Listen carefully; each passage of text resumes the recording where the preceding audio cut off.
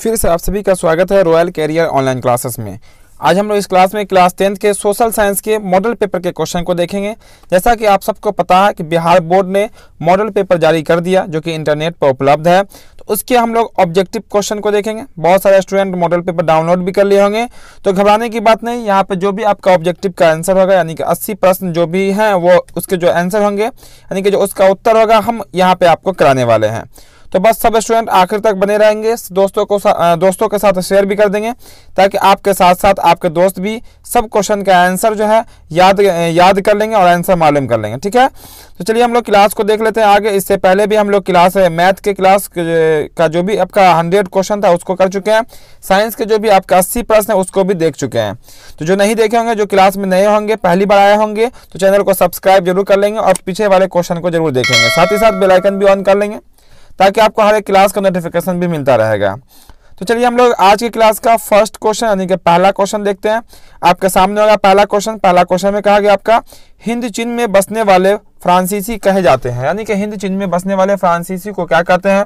तो इसका जो राइट आंसर होगा, सब स्टूडेंट कमेंट बॉक्स में आंसर बताते रहेंगे। क्वेश्चन हम जैसे ही पढ़ रहे हैं वैसे आप उसका आंसर बता देंगे। तो इसका जो राइट आंसर होगा वो होगा आपका कोलोन। हिंद चीन में बसने वाले को क्या कहते हैं, तो हम लोग कहते हैं कोलोन। ठीक है, चलिए हम लोग अगला क्वेश्चन यानी कि क्वेश्चन नंबर आप देखेंगे सेकंड, यानी कि दूसरा नंबर प्रश्न भी आपके सामने है। कहा गया यहाँ पे दूसरा नंबर प्रश्न में रॉलेट एक्ट कब पारित हुआ। रॉलेट एक्ट बताना है कब पारित हुआ। यहाँ भी दिए गए इसके लिए 4 ऑप्शन, 1919, 1920, 1922 और 1930। तो इसका जो राइट आंसर होगा, रॉलेट एक्ट जो पारित हुआ था वो हुआ था आपका 1919 में, यानी कि ऑप्शन नंबर ए जो है इसका राइट आंसर होगा। चलिए हम लोग आगे देखते हैं अगला प्रश्न नंबर रहेगा वो आपका 3 नंबर प्रश्न में आपका कहता है जलियांवाला बाग हत्याकांड में के विरोध में किसने अपनी नाइट की उपाधि त्याग दी थी। नाइट की उपाधि किसने त्यागी थी। बहुत ही आसान सा क्वेश्चन है। यहाँ भी दिए गए इसके लिए 4 ऑप्शन, महात्मा गांधी, सुभाष चंद्र बोस, रविंद्रनाथ टैगोर और पंडित जवाहरलाल नेहरू। तो इसका जो राइट आंसर होगा वो हो जाएगा आपका option number C, Rabindranath Tagore. यानी कि रविंद्रनाथ टैगोर ने जलियांवाला बाग हत्याकांड के विरोध में अपनी नाइट की उपाधि को त्याग दिया था। चलिए आगे देखते हैं हम लोग अगला प्रश्न नंबर रहेगा वो 4। चौथा प्रश्न में कहा गया आपका जर्मनी के एकीकरण में किसकी भूमिका महत्वपूर्ण थी। सबसे महत्वपूर्ण भूमिका किसकी थी जर्मनी के एकीकरण में। इसके लिए भी दिए गए 4 ऑप्शन। पहला आपका गैरीवाल्डी बिस्मार्क है, तीसरा आपका काउंट काबूर, चौथा गया आपका मेजनी। तो इसका जो राइट आंसर होगा वो होगा आपका ऑप्शन नंबर बी। चलिए बहुत अच्छा, सब स्टूडेंट का आंसर आ रहा। तो जल्दी आप लोग आंसर बताएंगे। जैसे ही हम क्वेश्चन पढ़ रहे हैं उससे जस्ट उसके बाद जो है आप उसका आंसर बताते रहेंगे। ठीक है, चलिए आगे देखते हैं अगला प्रश्न नंबर आएगा वो आपका 5 नंबर में बोला गया आर्य समाज की स्थापना किसने की। यहाँ भी दिए गए इसके लिए 4 ऑप्शन। तो इसका जो राइट आंसर होगा, काफी महत्वपूर्ण प्रश्न है, इसका जो आंसर सही होगा वो होगा आपका स्वामी दयानंद सरस्वती, जो कि आपका ऑप्शन नंबर सी होगा। चलिए आगे देखते हैं अगला प्रश्न नंबर आएगा वो आपका 6 नंबर प्रश्न में कहा गया आपका पूर्ण स्वराज की मांग का प्रस्ताव कांग्रेस के किस वार्षिक अधिवेशन में पारित हुआ। किसका पूर्ण स्वराज की मांग। यहाँ भी दिए गए इसके लिए 4 ऑप्शन। तो इसका जो राइट आंसर होगा वो होगा आपका 1929 लाहौर अधिवेशन। कहा 1929 में लाहौर अधिवेशन में पूर्ण स्वराज की मांग का प्रस्ताव किया गया था। चलिए आगे देखते हैं। तो अगला है आपका 7वां नंबर प्रश्न में कहा गया आपका भारत में सूती वस्त्र की प्रथम मिल कहाँ खोली गई थी। सबसे पहले सूती मिल वस्त्र का मिल, तो जल्दी से बता देंगे इसका आंसर। तो इसका जो राइट आंसर होगा वो होगा आपका ऑप्शन नंबर बी, मुंबई में। कहा मुंबई में इसका राइट आंसर हो जाएगा। चलिए हम लोग आगे देखते हैं अगला प्रश्न नंबर रहेगा वो 8वां प्रश्न में कहता है आपका अखिल भारतीय ट्रेड यूनियन कांग्रेस यानी AITUC के प्रथम अध्यक्ष कौन थे। यहाँ भी दिए गए इसके लिए 4 ऑप्शन। तो बता देंगे इसका आंसर। तो इसका जो सही आंसर होगा वो होगा आपका लाला लाजपत राय। का ऑप्शन नंबर बी इसका राइट आंसर हो जाएगा। चलिए आगे देखते हैं हम लोग अगला प्रश्न यानी कि प्रश्न नंबर 9 में कहा गया आपका हिंद चीन क्षेत्र में अंतिम युद्ध की समाप्ति के समय अमेरिकी राष्ट्रपति कौन था। यानी कि हिंद चीन क्षेत्र में जब युद्ध हो रहा था, अंतिम युद्ध, उस समय अमेरिका का राष्ट्रपति कौन था, ये हमें बतानी है। इसके लिए भी दिए गए 4 ऑप्शन। तो जो इसका आंसर जल्दी से बता देंगे, बहुत इजी क्वेश्चन है। तो इसका जो राइट आंसर होगा वो होगा आपका ऑप्शन नंबर बी, निक्सन। का ऑप्शन नंबर बी में जो दिख रहा है आपका निक्सन, वही हो जाएगा इसका सही आंसर। तो यहाँ पे हम लोग 80 महत्वपूर्ण प्रश्नों को देखेंगे। तो बस सब स्टूडेंट शुरू से आखिर तक बने रहेंगे। जो क्लास में देरी से आएंगे क्लास को लाइक सब स्टूडेंट कर देंगे। सब स्टूडेंट क्लास को एक बार लाइक कर देंगे। चलिए हम लोग आगे देखते हैं क्वेश्चन नंबर 10। कहा गया विक्टर इमैनुअल ने किसे प्रधानमंत्री नियुक्त किया। किसे प्रधानमंत्री नियुक्त किया था? विक्टर इमैनुअल ने। 4 ऑप्शन यहाँ दिए गए हैं। तो इसका जो राइट आंसर होने वाला वो होने वाला आपका काउंट काबूल। किसको?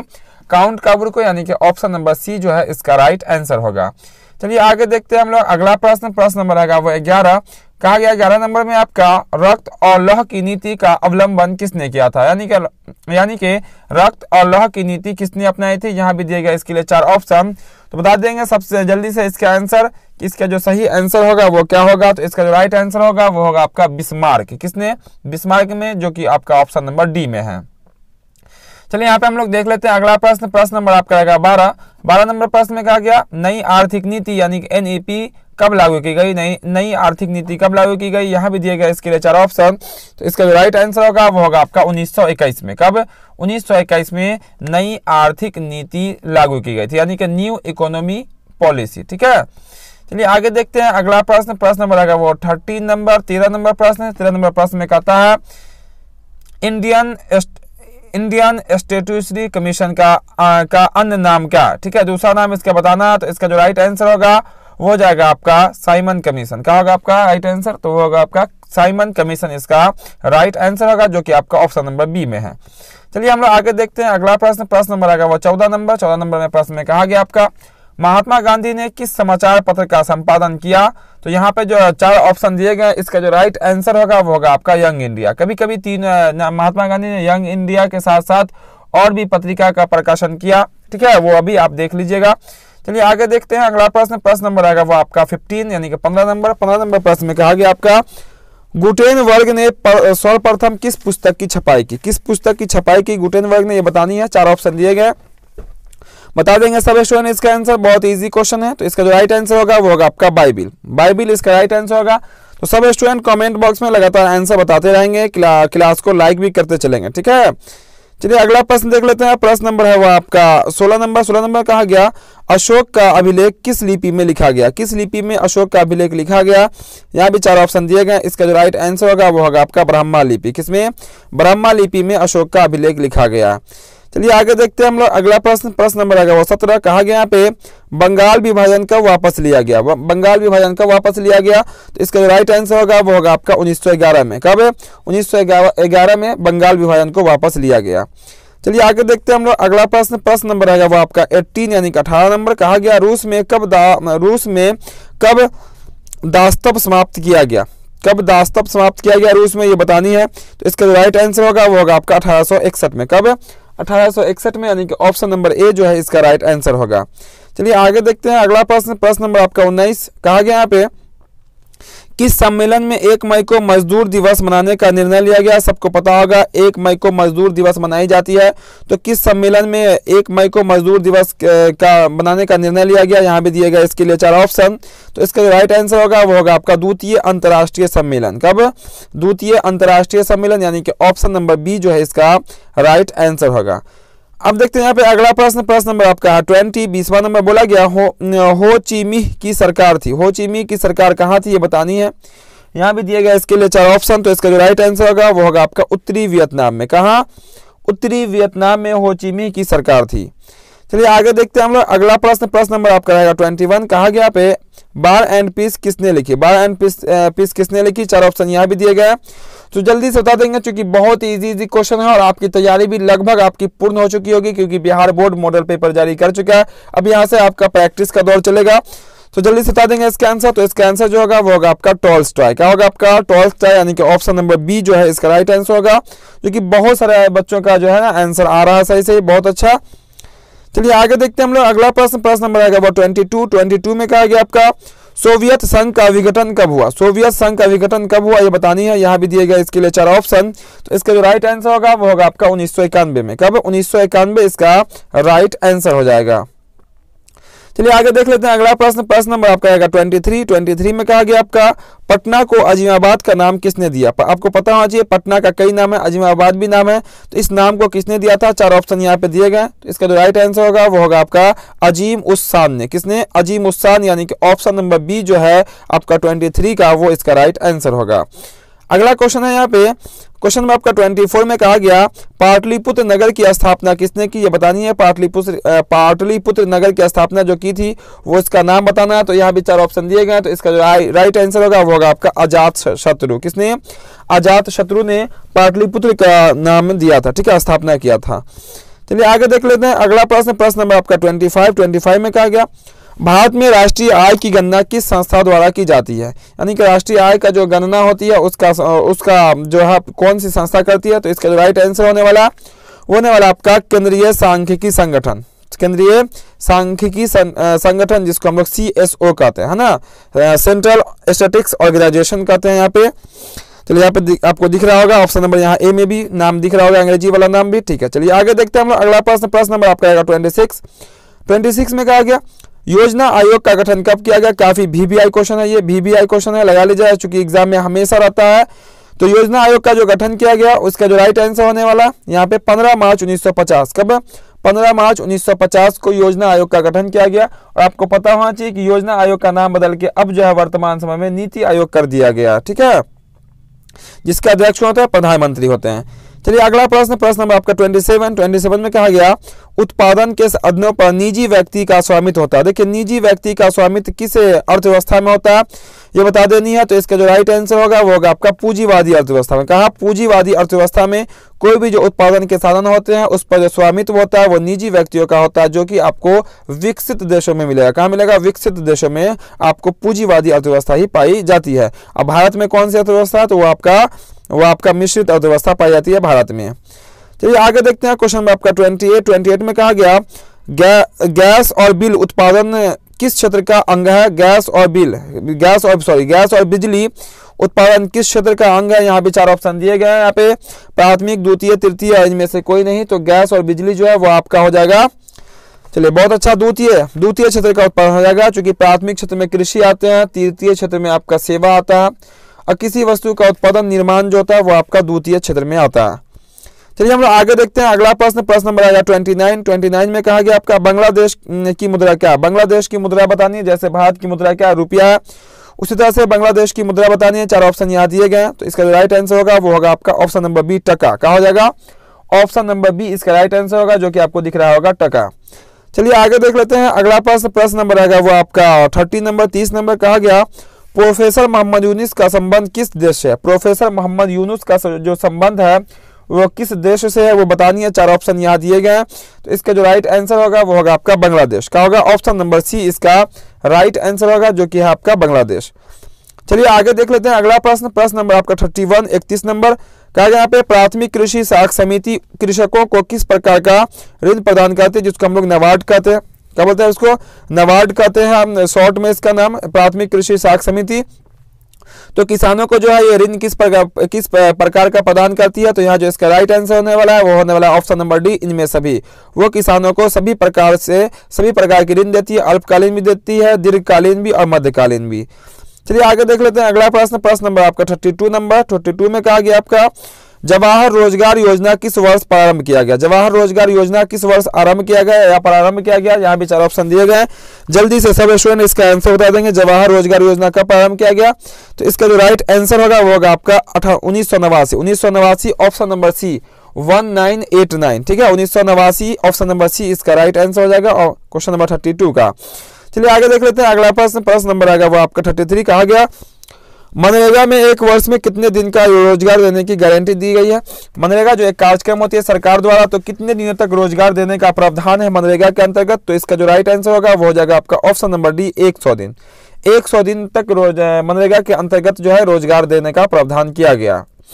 चलिए अगला प्रश्न देख लेते हैं, प्रश्न नंबर आएगा वो आपका 34 में कहा गया आपका उपभोक्ता संरक्षण के लिए कितने राज्य आयोग है? कितने राज्य आयोग है उपभोक्ता संरक्षण के लिए ये बतानी है। राज्य आयोग इसका गठन किया जाता है। तो इसका जो राइट आंसर होगा वो होगा आपका 35। कितना? 35 राज्य आयोग है उपभोक्ता संरक्षण के लिए, ठीक है। चलिए आगे देख लेते हैं अगला प्रश्न, प्रश्न नंबर आएगा वो आपका 35 में कहा गया आपका प्रोफेसर PC महालनोबिस की अध्यक्षता में किस समिति का गठन किया गया, ये बतानी है। तो यहाँ भी दिए गए इसके लिए 4 ऑप्शन। तो इसका जो राइट आंसर होगा वो होगा आपका राष्ट्रीय आय समिति। क्या होगा आंसर? ऑप्शन नंबर ए इसका राइट आंसर होगा राष्ट्रीय आय समिति। तो जो क्लास को अब तक लाइक नहीं किए होंगे, हर एक स्टूडेंट लाइक कर देंगे, क्लास को लाइक कर देंगे। जो चैनल पर नए होंगे सब्सक्राइब करके बेल आइकन जरूर दबा लेंगे, ताकि इस तरह का जो भी मॉडल पेपर है आपका साइंस, सोशल साइंस हो चुका है, साइंस मैथ का हो चुका है, सोशल साइंस अभी चल रहा है। इसके बाद जो भी आपका मॉडल पेपर होगा या जो भी आपकी ऑब्जेक्टिव सब्जेक्टिव की तैयारियां होगी सब इस चैनल पर कराई जाएगी और बिल्कुल आसानी से पूर्वक आप तैयारी कर सकते हैं। और जिनको नोट्स चाहिए, अगर जिनको मॉडल पेपर चाहिए, अगर डाउनलोड नहीं कर पाए होंगे तो मेरे दिए गए व्हाट्सएप नंबर पे आप SMS करेंगे तो आपको उपलब्ध हो जाएगा। तो चलिए यहाँ पे हम लोग देख लेते हैं अगला क्वेश्चन जो कि रहेगा 36 नंबर। 36 में कहा गया उपभोक्ता व्यय और बचत का योग क्या कहलाता है। देखिए उपभोग व्यय और बचत का जो योग है वो क्या कहलाता है। तो इसका जो आंसर होगा वो हो जाएगा आपका यहाँ पे आय। क्या कहलाएगा? वो आय कहलाएगा, क्योंकि अगर आय यानी कि इनकम होगा तभी हम लोग उसका उपयोग कर सकते हैं, व्यय कर सकते हैं और खर्च कर सकते हैं। ठीक है, चलिए अगला प्रश्न को देखते हैं। प्रश्न नंबर आएगा वो 37 में क्या कहता है उसको देख लेते हैं। 37 में कहा गया आपका निम्नलिखित में कौन आर्थिक क्रिया का चक्रीय प्रवाह, आर्थिक क्रिया का कौन चक्रीय प्रवाह है वो बतानी है। पहला ऑप्शन दिया गया उत्पादन, दूसरा आपका व्यय, और तीसरा कहा गया आय, चौथा कहा गया इनमें सभी। तो ध्यान दीजिएगा आर्थिक क्रिया जो होती है उसका जो चक्रवीय प्रवाह जो राउंड जो लगाता है वो हो जाएगा इनमें सभी। सभी आर्थिक क्रिया में आपको उत्पादन भी करना पड़ता है, आपको व्यय भी करना पड़ेगा और आपको इनकम भी लेना पड़ेगा। तो आपका आंसर क्या होगा? इनमें से सभी हो जाएगा, यानी कि ऑप्शन नंबर डी।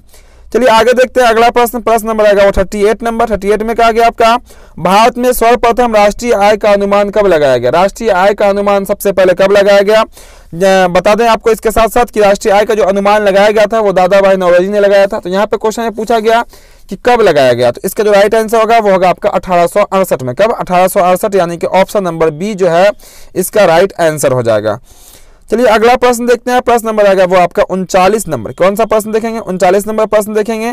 तो 39 नंबर प्रश्न में कहा गया आपका निम्न में कौन सहकारिता का मूलभूत तत्व नहीं है। सहकारिता का जो मूलभूत तत्व है वो नहीं है, वो बतानी है। तो इसका जो राइट आंसर जल्दी से सब स्टूडेंट इसका आंसर बता देंगे। तो इसका जो राइट आंसर होगा वो होगा आपका अनिवार्य सदस्यता। क्या होगा इसका राइट आंसर?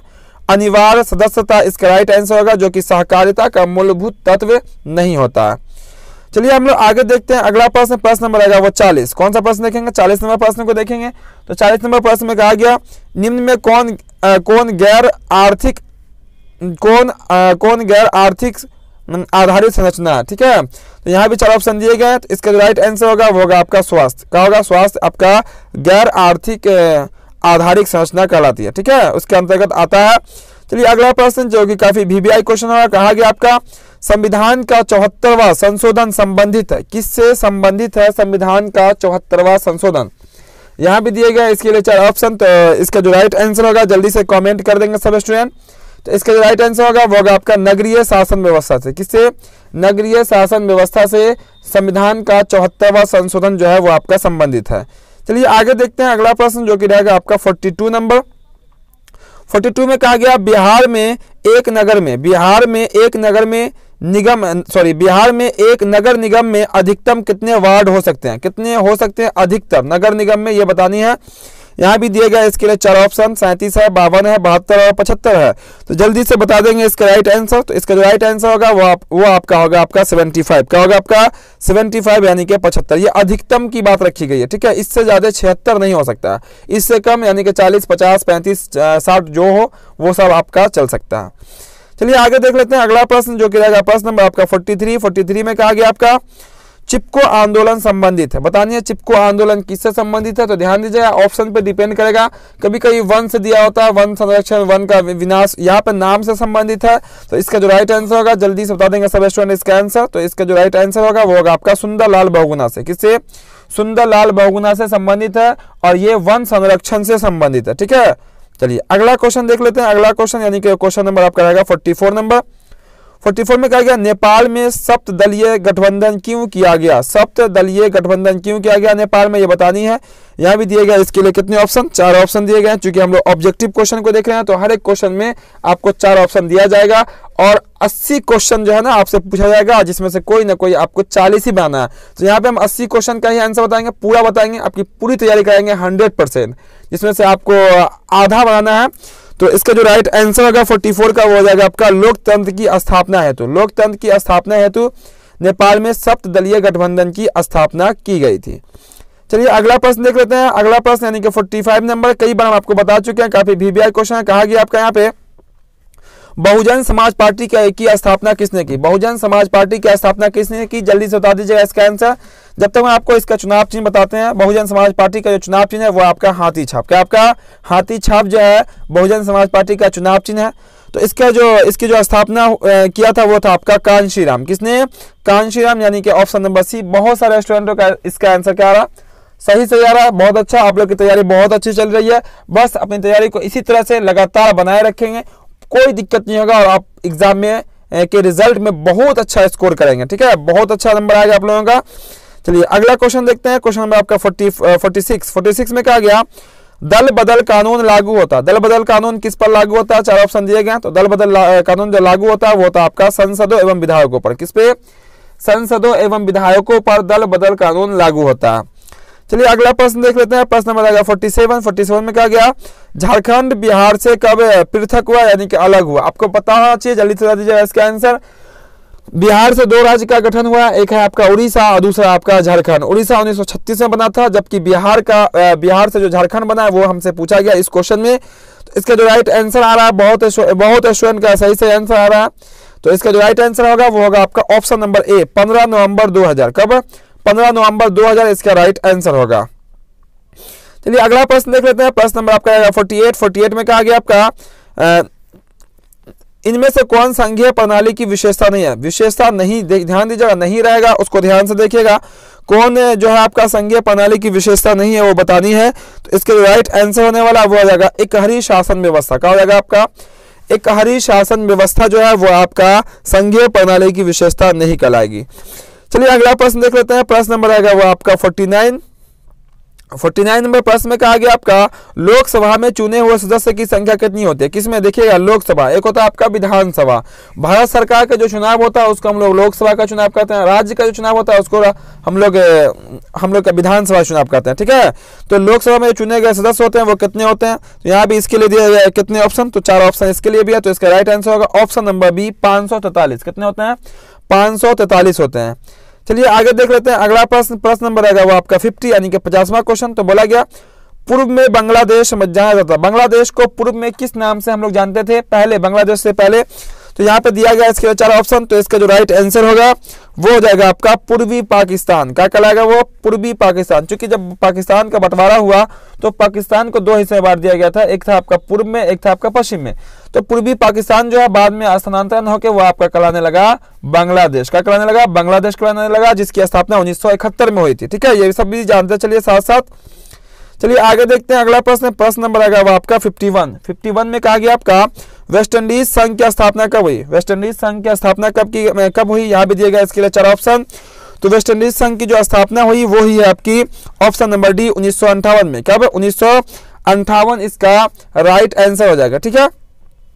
चलिए अगला प्रश्न देखते हैं। प्रश्न नंबर आपका रहेगा वो 52 में जो कहता है उसको देखिए। कहा गया पे 52 में इंडिका के लेखक कौन है, इंडिका के लेखक कौन है, जल्दी से बता दीजिएगा। यहाँ भी दिएगा इसके लिए 4 ऑप्शन दिए गए हैं, जल्दी से। बहुत ही आसान, बहुत ही पॉपुलर, हर एक क्वेश्चन काफी VBI है और आपके एग्जाम में आने वाला क्वेश्चन है। क्योंकि बिहार बोर्ड जब मॉडल पेपर जारी करता है इससे यह पता चलता है कि बिहार बोर्ड यानी कि बोर्ड एग्जाम में किस टाइप का वो क्वेश्चन पूछेगा, यानी कि इसी से मिलता जुलता यहीं से क्वेश्चन पूछने वाला है।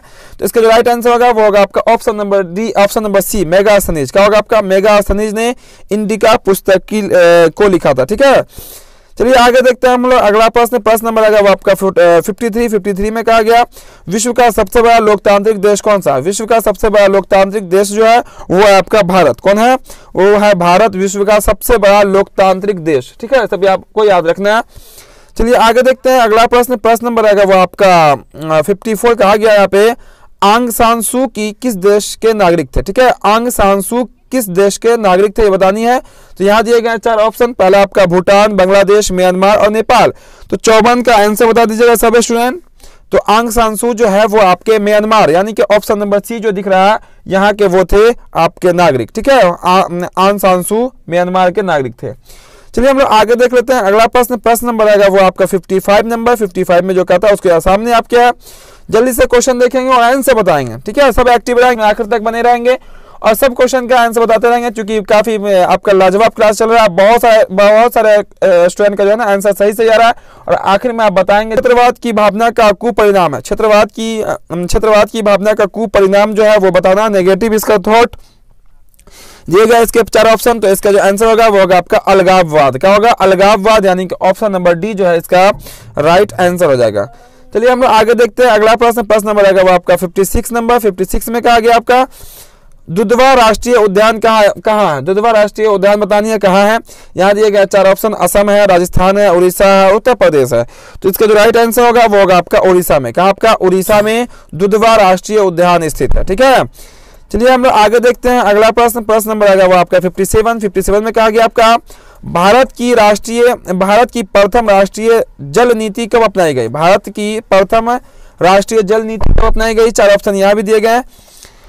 तो इसका जो राइट आंसर होने वाला है वो होने वाला आपका सितंबर 1987। क्या होगा? सितंबर 1987, यानी कि ऑप्शन नंबर बी जो है वो इसका राइट आंसर हो जाएगा। सितंबर 1987 इसका राइट होगा। चलिए आगे हम लोग देख लेते हैं। अगला प्रश्न नंबर आएगा वो आपका 58 में कहा गया विश्व में सर्वाधिक वनावरण वाला देश कौन सा है? विश्व में सबसे अधिक वन वाला राज्य कौन सा है? यहाँ पे बताएंगे जल्दी से इसके आंसर। जब तक हम आपको ये बता दें कि भारत में सबसे अधिक जो वन है वो आपका मध्य प्रदेश में है। भारत में कहा? मध्य प्रदेश में, लेकिन यहाँ पूछा गया वर्ल्ड, पूरे विश्व की बात की गई है।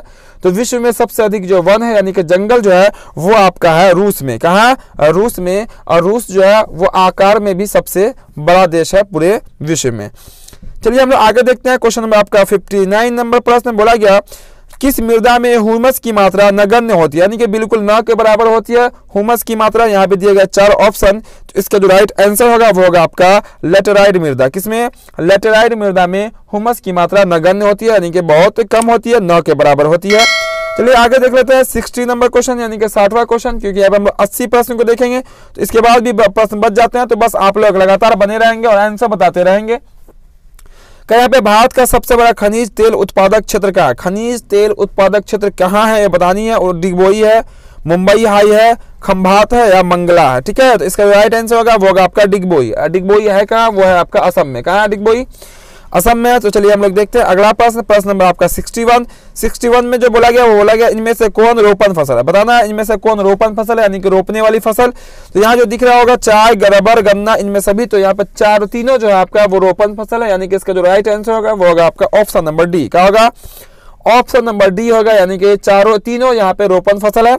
चलिए यहाँ पे आगे देखते हैं हम लोग। अगला प्रश्न नंबर आएगा वो आपका 62, यानी कि 62 नंबर प्रश्न में कहा गया जीवन रेखा रेल कब चलाई गई? जीवन रेखा रेलगाड़ी चलाई गई थी, वो कब चलाई गई है ये बतानी है। जीवन रेखा रेलगाड़ी। तो इसका जो राइट आंसर होने वाला है वो होने वाला है आपका ऑप्शन नंबर बी 1991 में। 1991 में जीवन रेखा रेल चलाई गई थी। चलिए हम लोग आगे देखते हैं। अगला प्रश्न नंबर आपका रहेगा 63 में कहा गया कांवर झील कहाँ है? कांवर झील बतानी है कहाँ है। दरभंगा, भागलपुर, बेगूसराय, मुजफ्फरपुर। तो कांवर झील जो आपका है वो आपका है बेगूसराय में। कहाँ है कांवर झील? वो आपका है बेगूसराय में, यानी कि ऑप्शन नंबर सी इसका सही होगा। चलिए हम अगला प्रश्न देखेंगे। प्रश्न नंबर आएगा वो 64 नंबर प्रश्न। 64 में कहा गया आपका किस राज्य में संयुक्त वन प्रबंधन का पहला प्रस्ताव पारित किया गया? किस राज्य में संयुक्त वन प्रबंधन का पहला प्रस्ताव पारित किया गया था? यहाँ भी दिए गए 4 ऑप्शन, पश्चिम बंगाल, असम, केरल और उड़ीसा। तो इसका जो राइट आंसर होगा वो होगा आपका पश्चिम बंगाल, यानी कि पश्चिम बंगाल राज्य में सबसे पहले जो है संयुक्त वन प्रबंधन का पारित किया गया था, ठीक है। चलिए हम लोग देख लेते हैं अगला प्रश्न, यानी कि प्रश्न नंबर आएगा वो 65 नंबर प्रश्न कहा गया। 65 नंबर प्रश्न में कहा गया आपका इनमें से कौन अकार्बनिक खनिज है? क्या बोला गया? अकार्बनिक खनिज बतानी है। 4 ऑप्शन दिए गए, कोयला, पेट्रोलियम, अवरक और प्राकृतिक गैस। तो अकार्बनिक खनिज जो आपका हो जाएगा वो हो जाएगा आपका ऑप्शन नंबर सी अवरक। क्या होगा आपका? अवरक जो है आपका अकार्बनिक खनिज हो जाएगा।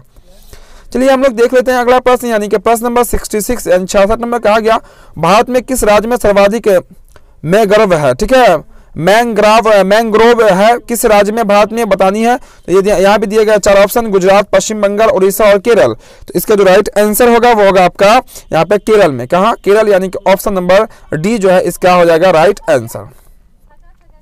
चलिए कहा गया यहाँ पे क्वेश्चन नंबर 67 यानी कि 67 नंबर में कहा गया कौन कोयला घटिया किस्म का, कौन सा कोयला यहाँ पे घटिया किस्म का बता देनी है। 4 ऑप्शन दिए गए आपका एंथ्रासाइट, बिटुमिनस, लिग्नाइट और पीट। चूंकि चारों कोयला आप कोयला का ही प्रकार है तो सबसे जो निम्न कोटि का यानी कि सबसे जो आपका घटिया किस्म का जो कोयला होगा सबको पता है। चलिए बहुत अच्छा, सबका आंसर आ रहा है। तो इसका राइट आंसर जो होगा वो होगा आपका पीट कोयला। क्या होगा आपका?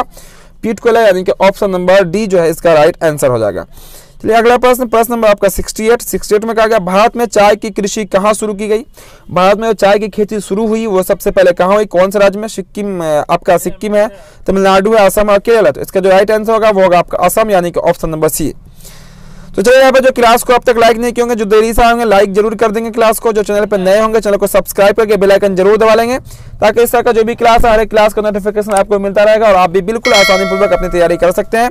तो हम देखते हैं क्वेश्चन नंबर आपका 69 यानी 69 नंबर कहा गया पाइराइट किस प्रकार का खनिज है। पाइराइट जो है वो किस प्रकार का खनिज है वो बतानी है। तो इसका जो राइट आंसर होगा वो हो जाएगा आपका धात्विक। क्या होगा? धात्विक, जो कि आपका ऑप्शन नंबर ए जो है वो इसका राइट आंसर हो जाएगा। चलिए अगला प्रश्न नंबर आएगा वो 70 नंबर प्रश्न में बोला गया भारत का पहला परमाणु शक्ति संयंत्र कौन सा है। भारत का पहला परमाणु शक्ति संयंत्र, तो इसका जो राइट आंसर होगा वो होगा आपका ऑप्शन नंबर ए तारापुर। क्या होगा? ऑप्शन नंबर ए तारापुर इसका राइट आंसर हो जाएगा। चलिए हम लोग अगला प्रश्न देखते हैं। प्रश्न नंबर आएगा 71, बोला गया कोडरमा का संबंध किस खनिज से। कोडरमा का संबंध जो है किस खनिज से, यानी कि कोडरमा में किस खनिज का उत्पादन होता है सबसे अधिक। 4 ऑप्शन यहाँ दिए गए हैं। तो इसका जो राइट आंसर होगा वो होगा आपका अवरक। क्या हो जाएगा? अवरक इसका राइट आंसर हो जाएगा। ठीक है, चलिए अगला प्रश्न देखते हैं। प्रश्न नंबर आपका 72 देख लेते हैं हम लोग। 72 में कहा गया आपका किस देश ने 72 में बोला गया किस देश में ओपेक की सदस्यता त्याग दी। किस देश ने ओपिक यहाँ पे दिया गया इसकी सदस्यता त्याग दी है। तो इसका जो राइट आंसर होगा यहाँ पे 4 ऑप्शन दिए गए सऊदी अरब, ईरान, इराक और कतर। तो कतर जो है आपका ओपेक की जो है सदस्यता त्याग दी है। चलिए अगला प्रश्न देखेंगे। प्रश्न नंबर आएगा वो आपका 73। यहाँ 73 में कहा गया इनमें से किस जूट का अग्रणी उत्पादक, इसमें से 4 यहाँ पे देश का नाम दिया गया। बोला गया इनमें से जूट का अग्रणी उत्पादक देश कौन सा है। भारत, चीन, बांग्लादेश और श्रीलंका। तो इसका जो राइट आंसर होगा वो हो जाएगा आपका बांग्लादेश। क्या होगा? बांग्लादेश में सबसे अधिक जूट का उत्पादन होता है। अगर बात कर ले बिहार में राज्यों की तो पश्चिम बंगाल राज्य में, जो कि बांग्लादेश से सटा हुआ राज्य है, वहीं जूट का उत्पादन अधिक होता है। भारत में सबसे अधिक क्या होता है? पश्चिम बंगाल राज्य में। अब बात कर लेंगे अगर वर्ल्ड में तो आपका बांग्लादेश सबसे अग्रणी है, सबसे आगे है। ठीक है, चलिए हम लोग आगे देखते हैं। अगला प्रश्न नंबर आएगा वो आपका 74 में कहा गया आपका आसवन बांध किस नदी से संबंधित है, यानी कि किस नदी पर आसवन बांध। यहाँ भी दिए गए 4 ऑप्शन। तो इसका जो राइट आंसर होगा वो होगा आपका नील नदी पे। किस पे?